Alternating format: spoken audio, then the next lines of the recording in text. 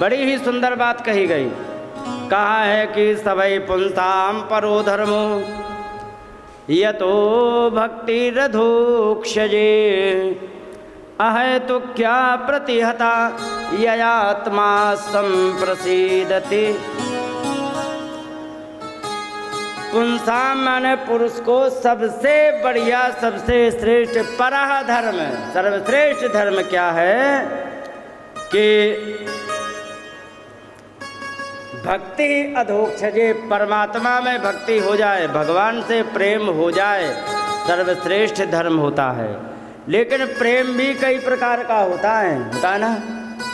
एक प्रेम होता है स्वार्थ का, है ना, और एक प्रेम होता है बिना स्वार्थ का। 3 साल के बच्चे को जिस समय माता उसका पालन करती है तो सच बताना, बदले में बच्चा क्या देता है? घर के बर्तन उठा के फेंकेगा, मम्मी की साड़ी को काट देगा कैंची से, मम्मी की साड़ी को कीचड़ में डाल देगा, मम्मी से ही झगड़ा करने लग जाएगा, कहो मम्मी को मारने लग जाए। होता है कि नहीं? 3 साल का बच्चा तो 3 साल का। लेकिन माता को उस समय उससे कुछ नहीं चाहिए, लेकिन फिर भी प्रेम करना बंद माता नहीं करती है। और एक होता है हेतु माने कारण का प्रेम। कारण का प्रेम मालूम है कौन सा है? मैं बताता हूँ, सब लोग बोलना। ओम जय जगदीश हरे स्वामी जय जगदीश हरे, भक्त जनों के संकट दास जनों के संकट क्षण में दूर करे। ओम जय जगदीश हरे, जो ध्यावे फल पावे, दुख बिन से मन का, स्वामी दुख बिन से मन का, सुख संपत्ति घर आवे, सुख संपत्ति घर आवे, कष्ट मिटे तन का। ओम जय जगदीश हरे, मात पिता तुम मेरे, शरण कहूँ किसकी, स्वामी शरण कहूँ किसकी, तुम्हें बिन और ना दूजा, तुम्हें बिन और ना दूजा, आस करूं जिसकी। ओम जय जगदीश हरे। बोलिए गोविंद भगवान की जय। भक्त भगवान से कहने लगे ओम जय जगदीश हरे, भक्त जनों के संकट क्षण में दूर करे। कोई बात नहीं, भगवान आ गए। बताओ भगत जी तुम्हें कौन सा कष्ट है? क्योंकि कुछ नहीं, बस जो ध्यावे फल पावे। भगवान ने कहा कि बताओ बताओ बताओ तेनू केड़ा फल चाहिए है, छेती बोल।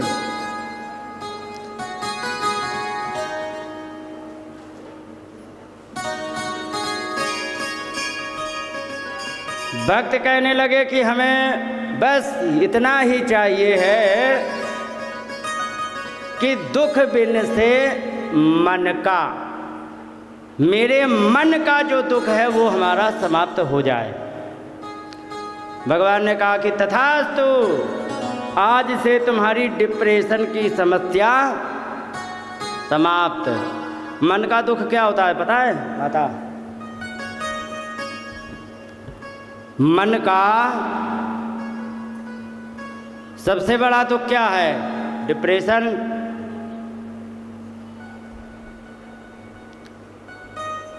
ठीक है, आज से तुम्हें डिप्रेशन नहीं होगा। तो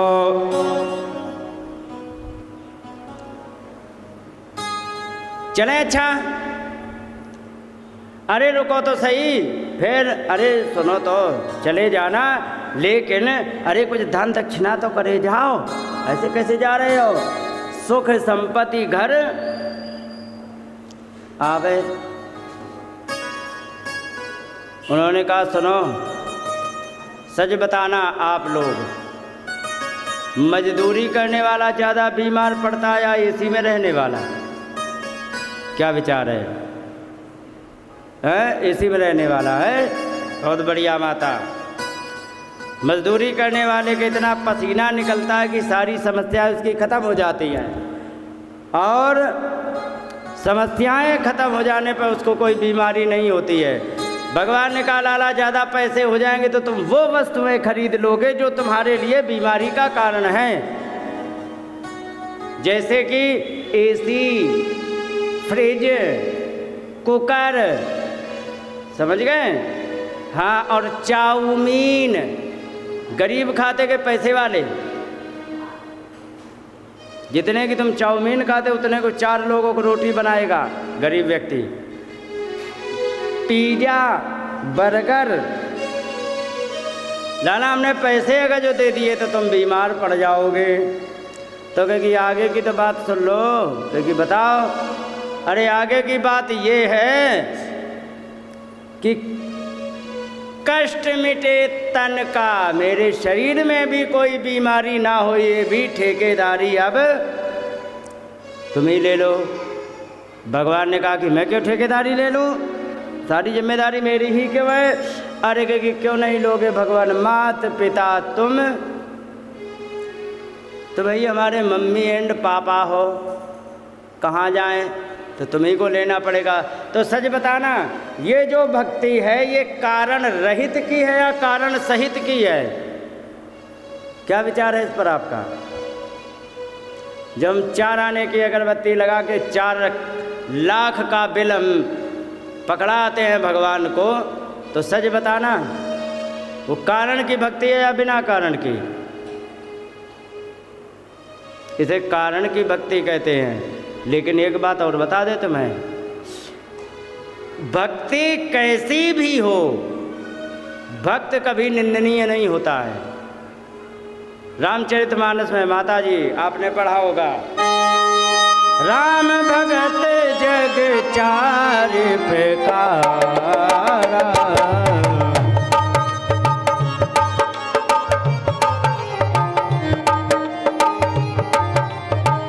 चारहु सुकृत अनघ उदारा।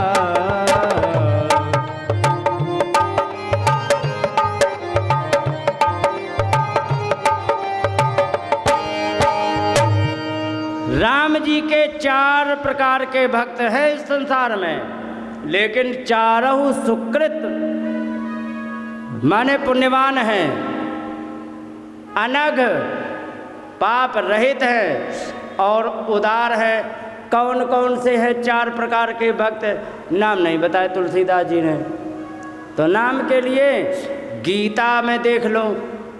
गीता में आया है, आर्तो जिज्ञासुर रर्थार्थी ज्ञानी च भरतर्षभ। हमारे 4 प्रकार के भक्त होते हैं।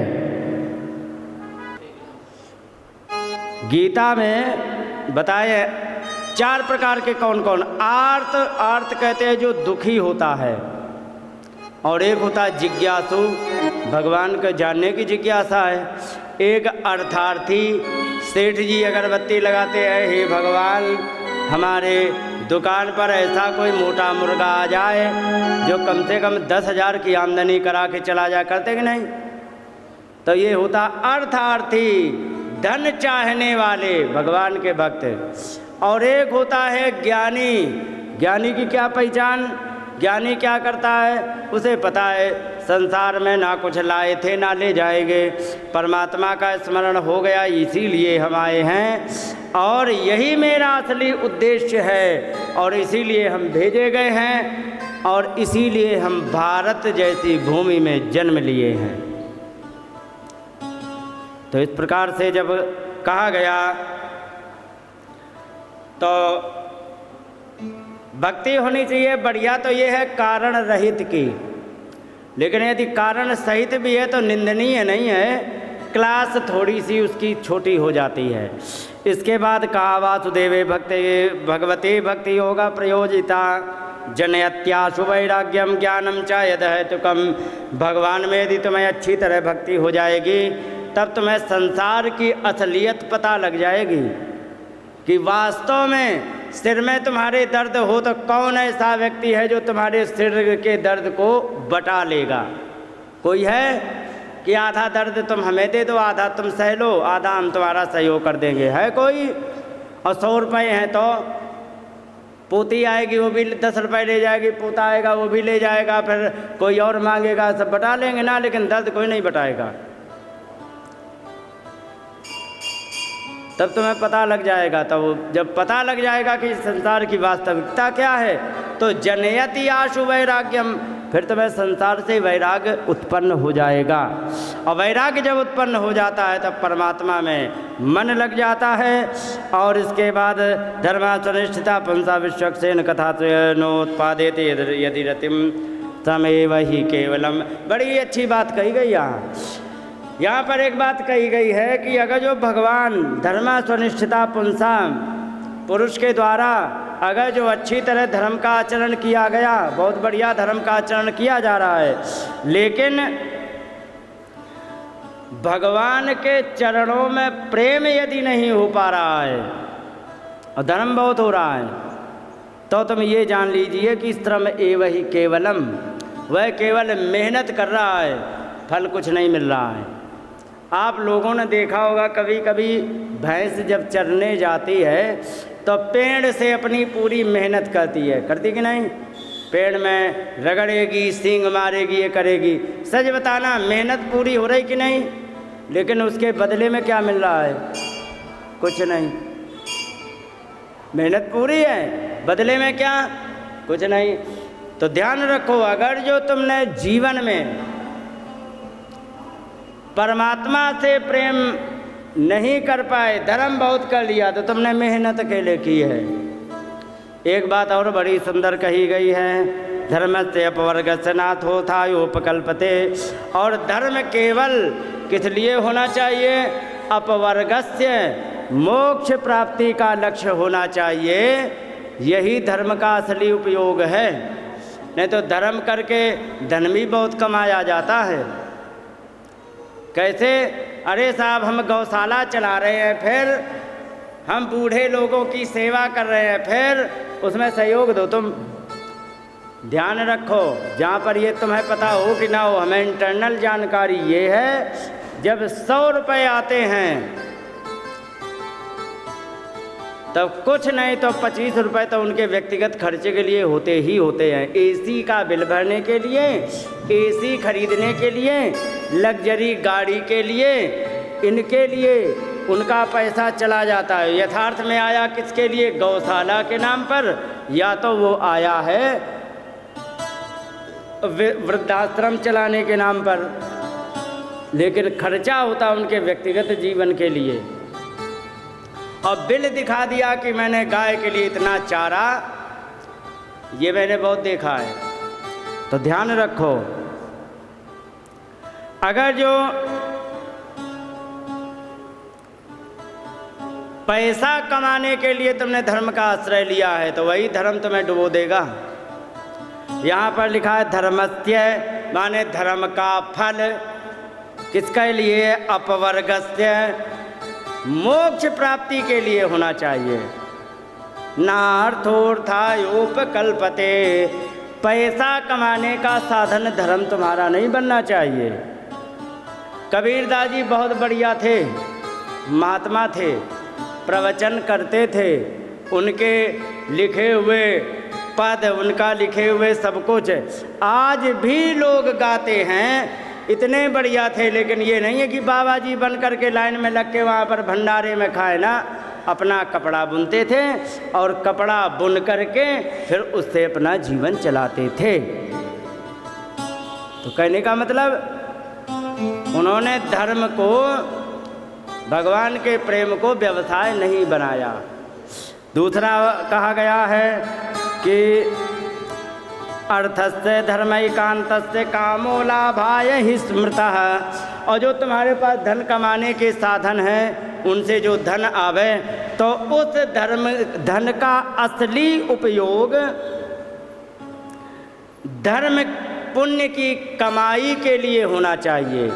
एक बात बताओ माता जी, तुम्हारे पास 100 रुपये हैं, ठीक है, तुम मार्केट में घूम रही हो, वहीं पर बढ़िया लगी है एक तो वो क्या कहते हैं 3 पहिया वाली लगी है, वो आइसक्रीम की भी वो ढकेल जैसी होती है, ठीक है, एक चाउमीन पिज़्ज़ा बर्गर एक इतने इतने गोल गोल बनाए जाते हैं आलू जैसे, क्या कहते हैं उसे, चाइनीज वे होते हैं, मौसम है मोमोस, हाँ गोल गोल से बनाए जाते हैं मैदा में भर के। तो एक वो भी है। 100 रुपये तुम्हारे है, चाहो तो तुम उसमें से पिज़्ज़ा बर्गर चाउमीन आइसक्रीम खा सकते हो। अब अगर जो वही 100 रुपये से अगर जो कोई भूखा व्यक्ति तुम्हें दिखाई पड़े और उसको तुम समोसा या रोटी खिला करके उसका पेट भर सकते हो कि नहीं? तो सच बताना, अगर जो तुमने खुद खा लिया तो बढ़िया स्वाद आएगा, उसका स्वाद तो तुम्हें मिल गया। अब अगर जो दूसरे को खिला दोगी तो सच बताओ उसका स्वाद तुम्हें मिलेगा? उस समय तो नहीं मिलेगा, लेकिन तुम्हें कहीं पर स्वाद उसका ज़रूर मिलेगा, मिलेगा ना। एक राजा थे, 3 रुपए दे दिए, कह कि जाओ एक अब खरीद के लाओ, एक तब खरीद के लाओ, एक अब ना तब खरीद लाओ, लो। और सिलेक्शन चल रहा था प्रधानमंत्री का, प्रधानमंत्री के सिलेक्शन में उनसे कह दिया कि जाओ अब न खरीद के ले आओ। एक थे जिनका सिलेक्शन होना था, वे घूम घाम के आ गए, लेकिन उन्हें पता ही नहीं लगा क्या करना क्या नहीं करना।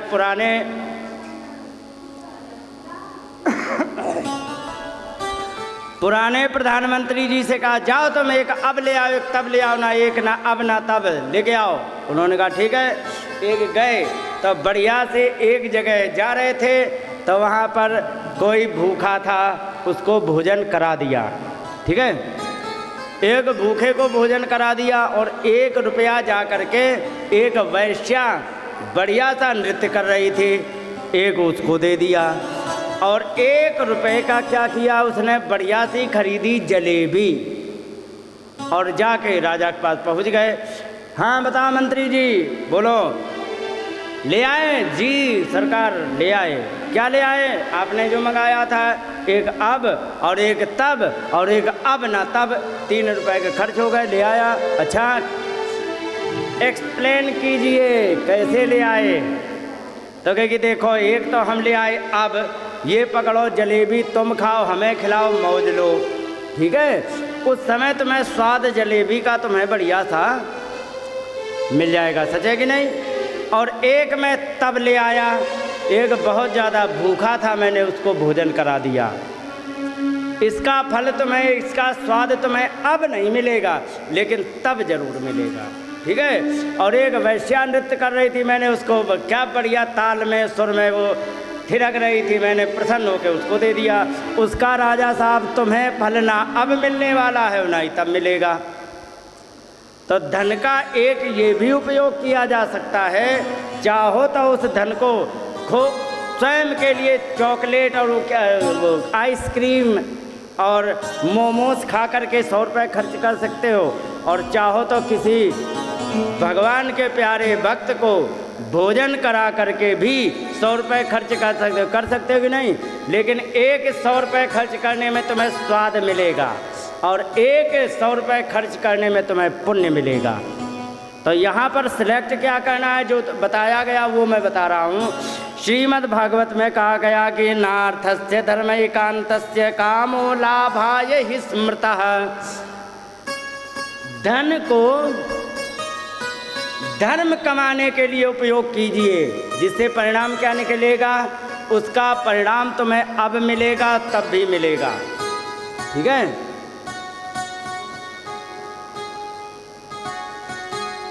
और यहाँ पर आगे उन्होंने कहा है कि कामोला भाय स्मृता, केवल अपनी कामनाओं की पूर्ति में अपने धन को ना व्यर्थ करो। ठीक है, कि हमें ये भी चाहिए है वो ले आए, वो भी चाहिए वो लेके आ गए, ये भी चाहिए वो लेके आ गए।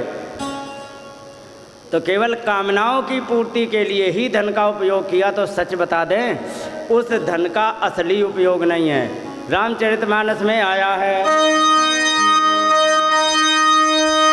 सो धन धन्य प्रथम गति जाके,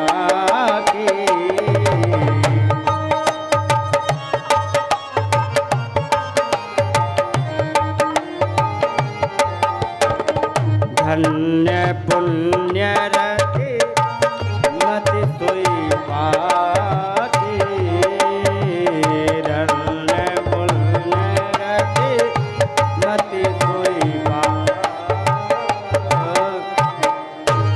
कहने लगे वो धन धन्य होता है जिसकी प्रथम गति होती है। प्रथम गति किसकी होती है? प्रथम गति उसकी होती है जो धन धर्म के कार्य में लग जाए। और एक दूसरी गति होती है क्या? अपने लिए लेटेस्ट कपड़े खरीद लो। लेटेस्ट समझते हो? हाँ, कि इस समय फटे जीन्स पैंट का यदि टाइम चल रहा तो सब फटे जीन्स पैंट खरीद ले आओ। चल रहा कि नहीं?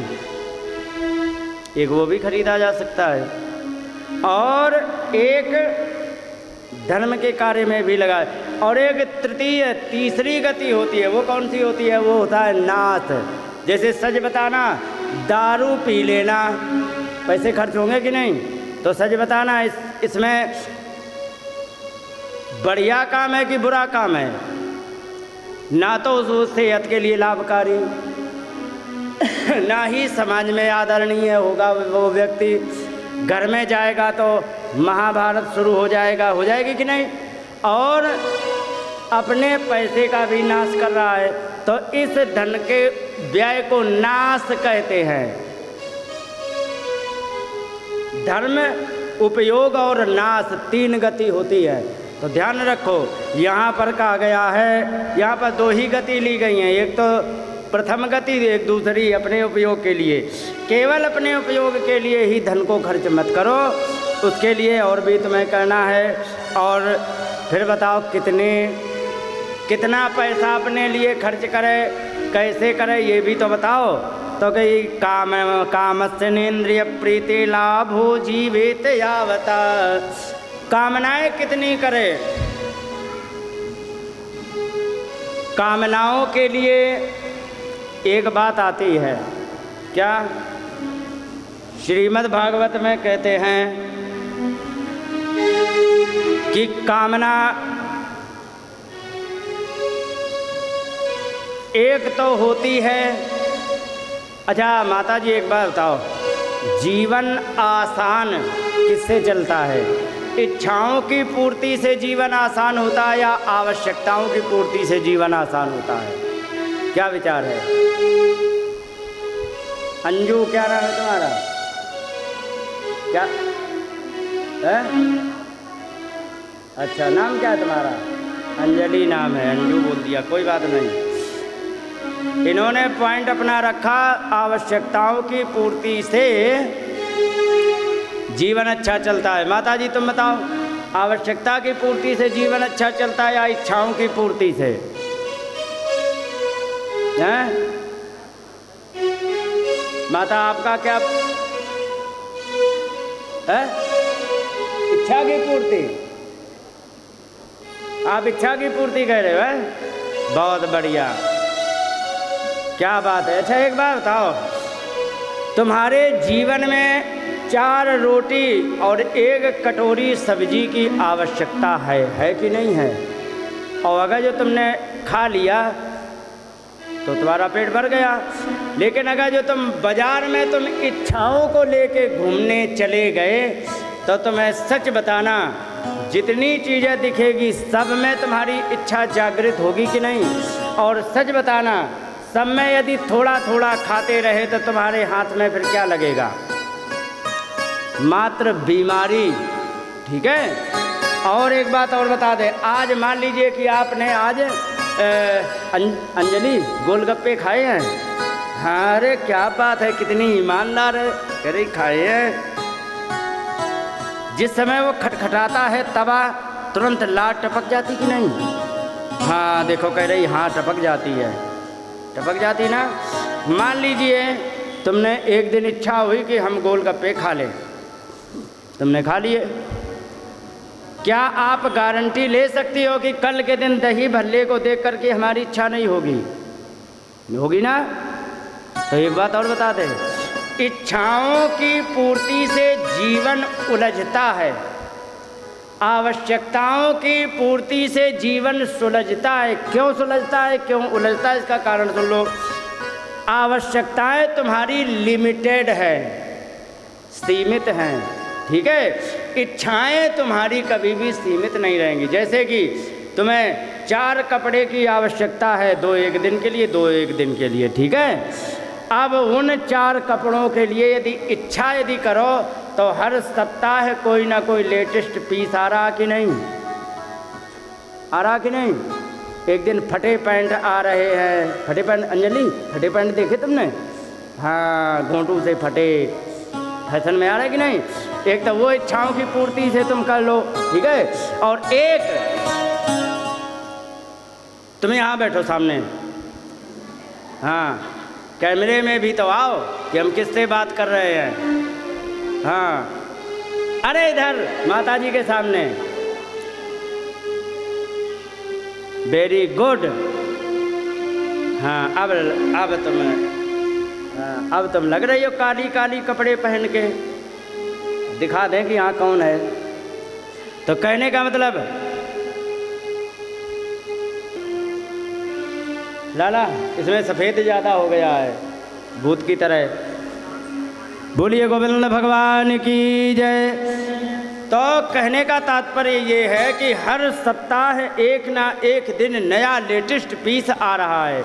अगर जो तुम इच्छाओं से चलोगे तो तुम्हारी इच्छाओं का कभी भी अंत हो ही नहीं सकता है, क्योंकि इच्छाएं अनंत होती हैं और आवश्यकताएं तुम्हारी सीमित होती है। और सीमित आवश्यकताओं में होकर के यदि जीवन को निर्वाह करोगे, बड़े शांति से चले जाओगे। इच्छाओं में फंसोगे तो फिर नहीं। और अगर जो इच्छाओं में यदि चलना है तो एक बात और कही गई कि कामस्य नेन्द्रिय प्रीति।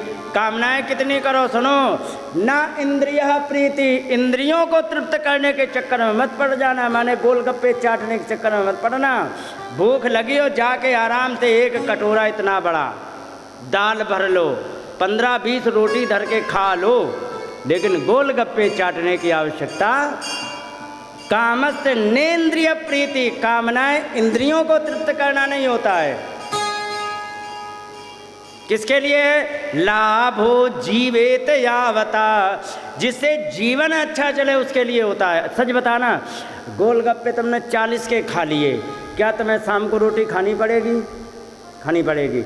और तुम्हें 4 बढ़िया सी रोटी हाथ की चूल्हे वाली खिला दी जाए, ठीक है, चाहे खरीद के खवाए चाहे कैसे भी, और हो सकता है कि 40 रुपए के गोलगप्पे से वो आ जाए, तो तुम्हें शाम को रोटी खानी पड़ेगी। अगर शाम को ही खिलाई जाए तो नहीं, तो उससे तुम्हारा जीवन चलेगा नहीं। यही कहा है कामस्य नेन्द्रिय प्रीति, कामनाएं इंद्रियों को तृप्त करना नहीं होता है, कामनाएं जीवन चलाने के लिए सुविधाजनक हो ऐसी कामनाएं करो। ठीक है। कामस्य नेन्द्रिय प्रीति लाभो जीवेत यावता। फिर पूछा जाए कि ये जिंदगी क्यों चलानी है, क्यों, तुम किस लिए जिंदा हो, बताओ। है रोटी बिगाड़ने को या मम्मी से झगड़ा करने को? काय को जिंदा हो? नो आंसर है। यहाँ पर आंसर दिया गया, लिखा है कि जीवस्य तत्व जिज्ञासा, जीवन का असली लक्ष्य मौज मस्ती मारना नहीं है, तत्व की जिज्ञासा करना। तत्व जिज्ञासा क्या है? तत्व जिज्ञासा ये है कि तुम्हें ये देखना है कि इस संसार में रह करके क्या हम ऐसा कार्य करें कि जो इस समय और उस समय दोनों समय काम आए। अच्छे कर्म, एक्सीलेंट, वेरी गुड आंसर। अच्छे कर्म करो। और यही बात कबीरदास जी कह रहे हैं, तुम्हें यही तो झांकना है संसार में, समझ रहे हो? और यही बात उन्होंने कहा है, क्या अपने आँखों के आगे घमंड का पर्दा तुम हटा दो, आपको बिल्कुल क्लियर दिखने लगेगा। आदमी को मालूम है धुंधला कब दिखता है? सांप को धुंधला कब दिखता है मालूम है? जब उसके आँखों में केचली आ जाती है। केचली जानती हो? हाँ। और आदमी को धुंधला कब दिखता है मालूम है? जब उसके आँखों में घमंड की केचली होती है। घमंड तुम्हारा छट जाए, अपने आप साफ साफ संसार की असलियत दिखने लग जाती है। इसीलिए वही जो घमंड की केचली है अंजलि जी, उसी को ख़त्म करना है। कबीरदास जी कह रहे हैं कि घूंघट के पट खोल रे तोहे पिया मिलेंगे। घूंघट के पट खोल रे तोहे पिया मिलेंगे।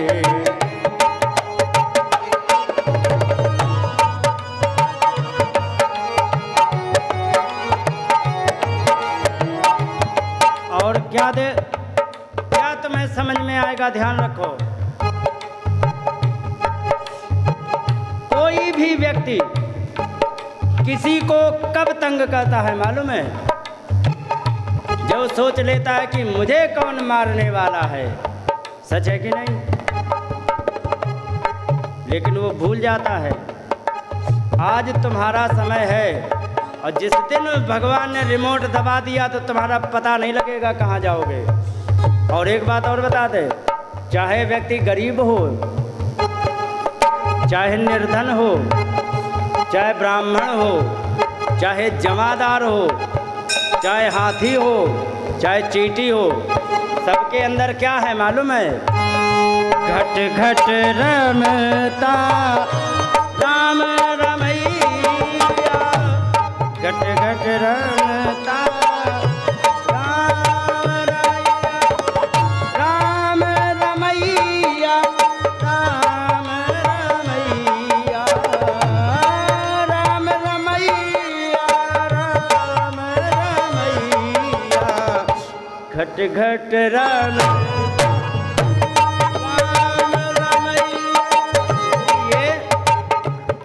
जब पता है कि प्रत्येक जीव के अंदर परमात्मा का निवास है, परहेज किस चीज का करना है? कटुक बचन मत बोले रे तोहे पिया मिले। घट के पट खोल रे तोहे पिया मिले। घूंघट के पट खोल रे तोहे पिया मिले।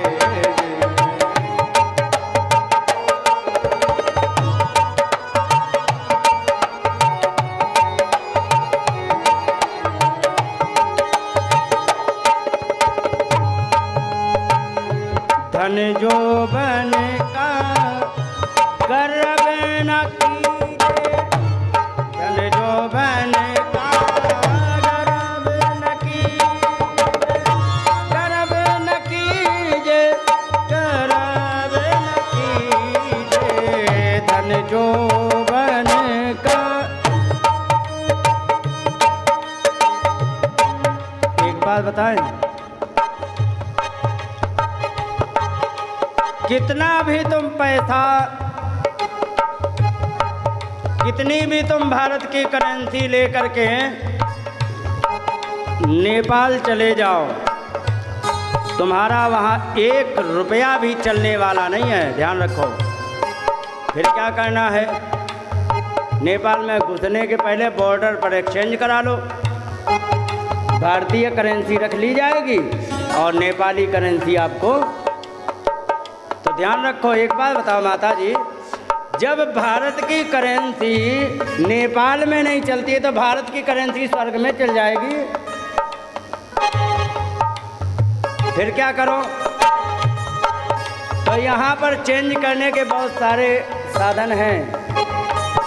उस करेंसी को धर्म में कन्वर्ट कर दो और तब वो तुम्हें वहाँ पर जा कर के मिलेगी। धन जो बन का गर्व न कीजे, गर्व न कीजे, ये पायो अनमोल रे तुहे पिया मिलेंगे, घूंघट के पट खोल रे तुहे पिया मिलेंगे।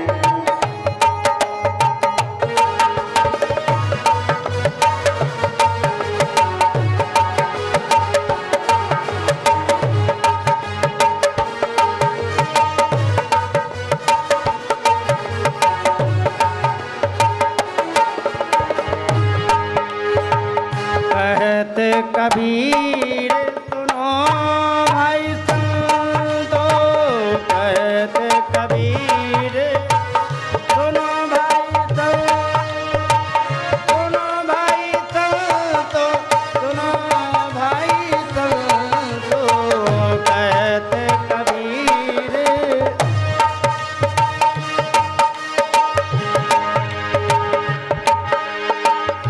बाजे अनहद ढोल रे तुहे पिया मिलेंगे, घूंघट के पट खोल रे तुहे पिया मिलेंगे, घूंघट के पट खोल रे तुहे पिया मिलेंगे, घूंघट के पट खोल रे तुहे पिया।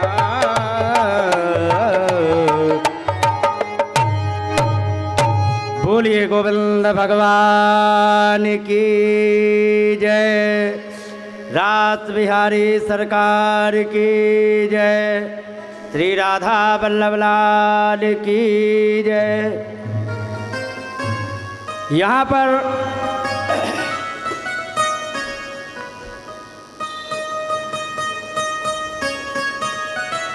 जीवन कभी इंद्रियों की कामनाओं की पूर्ति में मत लगाओ और लाभो जीवेत यावता जीवस्त तत्व जिज्ञासा नार्थे यश्चेह कर्म भी।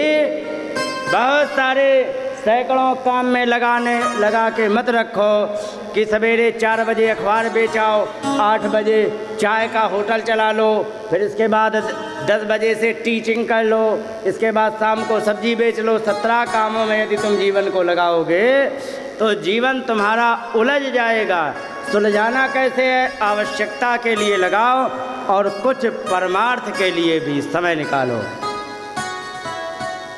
और परमार्थ के लिए जब समय निकालोगे तो इसी का असली जीवन का लाभ है और तत्व की जिज्ञासा करना भी जीवन का असली लाभ है। यही बात है रामचरितमानस में आया है कि छठ दमशील वीरत बहु कर्मा,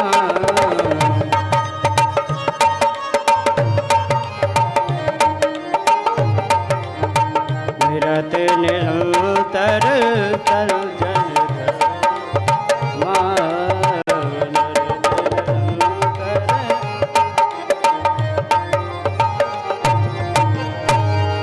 छठवीं भक्ति ये बताई गई है जिस समय 9 प्रकार की भक्ति का वर्णन रामचरितमानस में आया है कि नहीं? कहाँ पर है? शबरी के पास राम जी जब गए हैं वहीं पर पूरी 9 प्रकार की भक्ति का वर्णन करके सुनाया। प्रथम भगति संतन कर संगा, दूसरी रतमम कथा प्रसंगा, गुरुपद पंकज सेवा, तीसर भगति अमान, चौथी भगति मम गुण कर करई कपट गान, मंत्र जाप मम दृढ़ विश्वासा, पंचम भजन सुवेद प्रकाशा। उसी में आया है छठ दमशील विरत बहु कर्मा, निरत निरंतर सज्जन धर्मा। छठवीं भक्ति ये है दम माने इंद्रियों का निग्रह करते हुए, विरति बहुकर्मा सैकड़ों कामों में उलझ गए इसको छोड़ करके, और निरंतर सज्जन धर्मा संतों के धर्म में अपने जीवन को लगाना प्रारंभ करो। ये छठी भक्ति है। सातम सम्मोहि मैं जग देखा, मोहिते अधिक संत कर लेखा, आठम जथा लाभ संतोषा, सपने नहीं देखें पर दोषा, नवम सरल सब संचल हीना, मम भरोसे ही हर्षना दीना। रामचरितमानस है माता, ये अंजलि की मम्मी है ना। हाँ तो पढ़ा भी करो, तुम्हारे परिवार की कहानी है पूरी, उसमें आया है। ऐसा सरल ग्रंथ, ऐसा हिंदी में आसानी से समझने योग्य ग्रंथ, जिसमें बहुत सारे वेद और शास्त्रों का ज्ञान उसमें निचोड़ करके रख दिया है तुलसीदास जी ने। बड़ा ही सुंदर उसमें ज्ञान दिया। इसलिए सबको, अच्छा तुम इसलिए पढ़ती हो माता जी, मैं बता दूं, क्योंकि तुम्हारा जन्मस्थली ग्वालियर की है। अपना क्षेत्र जो है ना, वहाँ चाहे राजपूत हो चाहे कोई हो, वहाँ पर रामचरितमानस पढ़ने की एक आदत परंपरा है। अपने क्षेत्र में है कि नहीं? और ये ग्वालियर से ही शुरू हो जाती है, फिर उधर चले जाओ कानपुर तक, और कानपुर फतेहपुर तक, इसके बाद इलाहाबाद में है कि नहीं पता नहीं है। ये वहाँ से परंपरा शुरू हो जाती, सब पढ़ते हैं। इसीलिए नदिया के पार फिल्म में, कानपुर की फिल्म है ना, उसमें रामचरितमानस पढ़ते दिखाई गई थी। क्यों दिखाई गई थी? क्योंकि वहाँ की एक परंपरा है, रामचरितमानस तो पढ़ेंगे ही पढ़ेंगे। समझ गए? हाँ, हमारे यहाँ से पढ़ता है, इनके गांव के बिल्कुल पास का भैया, तुम्हारे गांव के पास का है ना, नदिया के पार की, इनके गांव के बिल्कुल पास की है। तो वहाँ पर रामचरितमानस पढ़ते हुए इसलिए दिखाया गया क्योंकि हमारे यहाँ की सारी ब्राह्मण, राजपूत, वैश्य और ओबीसी वगैरह जितने समझदार हैं वो सब रामचरितमानस का पाठ जरूर करते हैं। और उसी नशे में आकर के मैंने बचपन में 16-17 साल की उम्र में 3 बार पाठ कर लिया, और वो आज हमें काम आ रहा है। समझ रहे हो? तो इसीलिए तुम पढ़ी है, इसीलिए क्योंकि अपने यहाँ की परंपरा है। राजस्थान में, हरियाणा में कम है। यहाँ पहलवानी की परंपरा है। किस चीज़ की? पहलवानी की। बोलिए गोविंद भगवान की। और यहाँ पर इस प्रकार से बड़ा ही सुंदर ज्ञान दिया गया और बताया गया जीवन को किस प्रकार से। यही है जो पूछा है कि कल्याण करने का सर्वश्रेष्ठ साधन क्या? उसका उत्तर इतना बड़ा था, समझ गए? उसका उत्तर, एक प्रश्न का उत्तर ये दिया गया था। बोलिए गोविंद भगवान की जय, रास बिहारी सरकार की जय।